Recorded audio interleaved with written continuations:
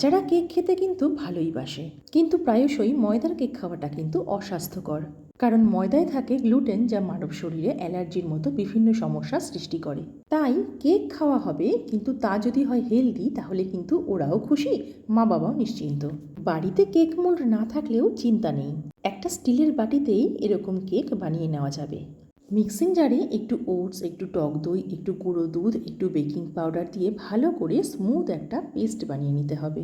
এবার একটা স্টিলের বাটিতে একটু সাদা তেল ব্রাশ করে পেস্টটা ঢেলে তাতে একটু আখের গুড়, একটু কোকো পাউডার, বেকিং সোডা ও একটু তেল দিয়ে ভালো করে মিশিয়ে ওপর থেকে একটু কাজু বাদাম, আমন্ড, কিশমিশ ও চেরি বসিয়ে সাজিয়ে নিতে হবে।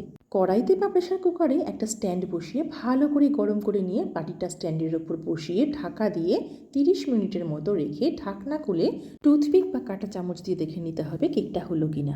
এরপর ঠান্ডা হলেই রেডি ওটসের হেলদি কেক।